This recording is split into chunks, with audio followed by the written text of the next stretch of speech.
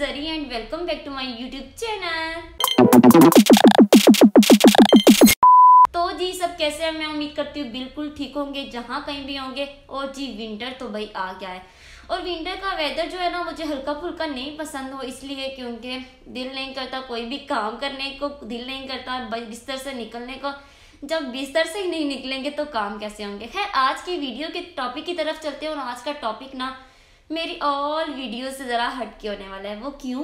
वो इसलिए कि मैंने ना 1.5 मंथ पहले अपने बालों में करवाई थी केराटिन, जो कि आप लोगों ने मेरी बहुत सारी वीडियोस में देखा होगा। मैंने ये बालों के ना मैंने करवाई है केराटिन लोग, और बालों में जो केराटिन करवाई है ना उससे मेरे बालों को स्ट्रेट नहीं करना पड़ता। मेरे बाल बहुत ज़्यादा शाइनी सिल्की हो गया है। बताया था कि मैंने अपने बालों में केराटिन करवाई है, तो आज मैं उसके बारे में हल्की फुल्की आप लोगों से शेयर करने वाली हूँ कि ये प्रोसेस कितने टाइम में हुआ है और ये कैसे कैसे हुआ है। इससे बाल मेरे डैमेज हुए, रिपेयर हुए, मेरे बालों की कंडीशन कैसी थी।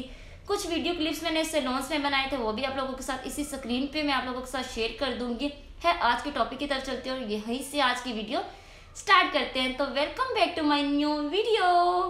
तो सबसे पहले मैं आप लोगों को बताती चलूँ, मेरे बालों की कंडीशन इतनी बुरी थी। मेरे जो ये नीचे वाले बाल थे ना, ऐसे लगता था जैसे इनको ना माचिस लगा के जला दिया हो।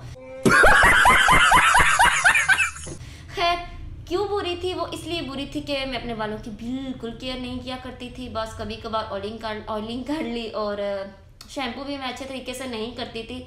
मीन्स कि आज आप लोगों के साथ में बहुत सारी चीज़ें शेयर करने वाली हूँ, क्योंकि हम लोग बस शैम्पू करते हैं और नीचे वाले बालों में लगाए जाते हैं जिसकी वजह से हमारे बाल बहुत ज़्यादा डैमेज हो जाते हैं। अच्छा, हमको सिखा रिया है। सबसे पहले तो मुझे समझ में नहीं आया कि मैं क्या करवाऊँ, केराटिन करवाऊँ, एक्सटेंसो करवाऊँ या फिर रिबॉन्डिंग करवाऊँ। मैं अपनी आपी के पास गई, जिस आपी से मैंने करवाई है ना, उनसे मैंने जो ट्रेनिंग की थी ब्यूटिशियंस की, तो वहाँ मैं गई तो मैंने उनको अपने बालों की हालत दिखाई। तब उनके पास बहुत ज़्यादा रश था, तो उन्होंने मुझे बोला जब करवाना है ना तब आ जाना, मैं देख लूँगी, जो मुझे सूटेबल हुआ ना मैं आपका वो करूँगी। मैंने कहा ठीक है भाई, डन हो गया। ज़रा मुझे ना चार्जेस का भी प्रॉब्लम था कि कितने चार्ज होने वाले हैं, तो मैंने कहा ज़रा आपी के पास जाती हूँ, एक चार्जेस का पता चल जाएगा कितने लगेंगे और दूसरा मेरे बालों का पता चल जाएगा। खैर उन्होंने मुझे ऐसे ही भगा दिया, समझ रहे हो। फिर मैं टेंशन में रही, हाय भाई मैं क्या करवाऊंगी अपने बालों में और कितने चार्ज मुझे पे करने पड़ेंगे। तो मैंने ना अपने हस्बैंड से बात की, उन्होंने कहा भाई तुम्हारा शौक है तुम करवा लो। रिबॉन्डिंग मैंने अपनी शादी में करवाई थी, तो जिसकी वजह से मेरा एक्सपीरियंस बंदे नहीं थे मेरे पास, मतलब कि मेरी फ्रेंड्स थी, उन्होंने मेरे साथ ही ट्रेनिंग की थी, उन्होंने मेरे बालों की रिबॉन्डिंग की, जिसकी वजह से मेरे बाल जल गए। रुको जरा, सब्र करो।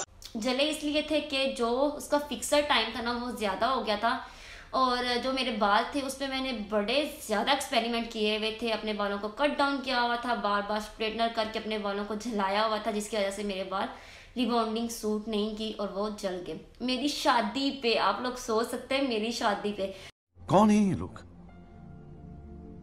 कहाँ से आते हैं पे है, वो भी मैं आप लोगों के साथ शेयर करूंगी पिक्चर। एक तो मेहंदी की पिक्चर्स में शो होता है कि मेरे बाल जले हुए हैं। मैं प्लान कर ली और मैं चली गई। मुझे कॉल आ गई कि अपने बाल वॉश करके आ जाओ सैलून इस दिन को इस टाइम पे। है मैंने अपने बालों को अच्छे से वॉश किया, वो भी वीडियो में ऊपर लगा दूंगी। उस दिन ना मैंने हल्के फुल्के क्लिप्स लिए थे आप लोगों के साथ शेयर करने के लिए। खैर मैं चली गई, मैंने अपने बालों की हालत दिखाई। आपी ने कहा भाई क्या कर दिया है तुमने अपने बालों को, इनकी तो हालत बिल्कुल ही बेकार हुई पड़ी है, ये तो ऐसे जैसे जले पड़े हैं नीचे से। मैंने कहा हाँ बस इसी को थोड़ा बहुत रिपेयर करवाने के लिए मैं आपके पास आई हूँ, तो मुझे बताएं मैं क्या करवाऊँ, रिबॉन्डिंग करवाऊँ, केराटिन करवाऊँ या एक्सटेंसो करवाऊँ। एक्सटेंसो का एक्सपीरियंस मेरे साथ नहीं रहा, लेकिन कहते हैं कि वो भी अच्छी होती है, लेकिन बाद में वो बालों को बहुत ज़्यादा डैमेज कर देती है। लेकिन मुझे कंफर्म नहीं है ये सच है कि नहीं है। मेरी अपी ने बोला कि इसको रिबॉन्डिंग किया ना तो ये तो मज़ीद ही ख़राब हो जाएंगे और जल जाएंगे, इनको हमने करना है केराटिन। खैर मैंने भी कहा भाई ठीक है, जैसे आपको सूटेबल हो ना मुझे वैसे कीजिएगा। कहते हैं ठीक है आप जाओ। उन्होंने अपनी हेल्पर को बोल दिया भाई इनके बालों को वॉश करो, ठीक है। उसने मेरे बालों में एक दफ़ा शैम्पू बहुत ही अच्छे से अप्लाई किया, रूट्स में और नीचे बालों में सब में ना। वो उन्हीं की कोई कंपनी थी जो वो सैलून में यूज़ करती थी, कंपनी मैंने नहीं देखी ना मुझे पता है। उन्होंने मेरे बालों में शैम्पू अप्लाई करके एक दफ़ा वॉश कर दिया, दूसरी दफ़ा अप्लाई करके ना उन्होंने कुछ टाइम रखा उसको, मैक्सिमम 10 to 15 मिनट्स।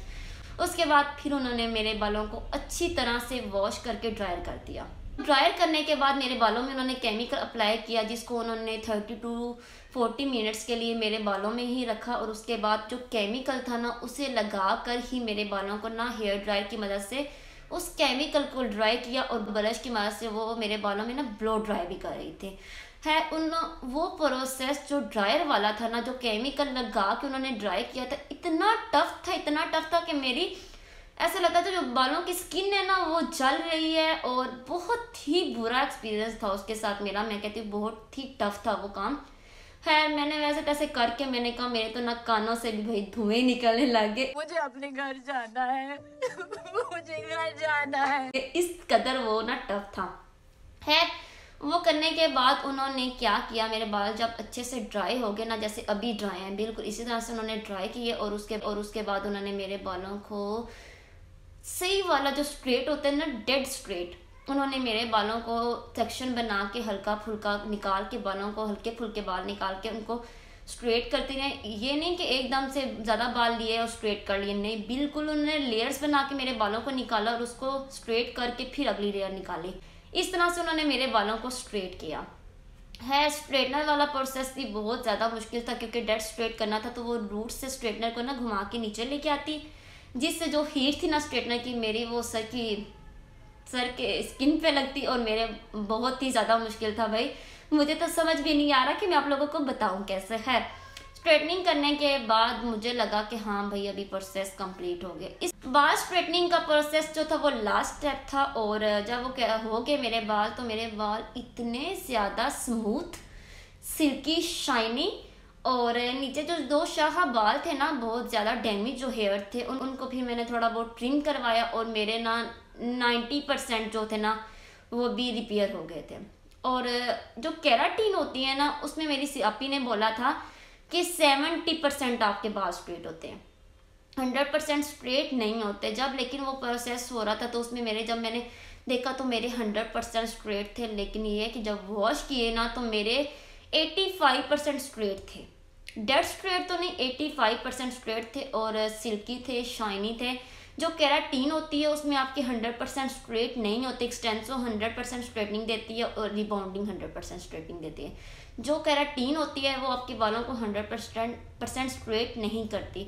मैंने अपने बालों में केराटिन इसलिए करवाई कि मेरे बाल बहुत ज़्यादा डैमेज थे, उनको रिपेयर करने के। अगर आप लोगों के बाल बहुत ज़्यादा कर्ली है ना तो आप लोगों को करवानी है एक्सटेंसो या फिर रिबाउंडिंग, क्योंकि अगर आप लोगों के बाल हेल्दी हो, कुछ लोगों के बाल बहुत ज़्यादा हेल्दी होते हैं लेकिन ना कर्ली बहुत ज़्यादा होते हैं, तो उनके बालों में एक्सटेंसो या फिर रिबॉन्डिंग ही काम करेगी, जो कि केराटिन नहीं करेगी।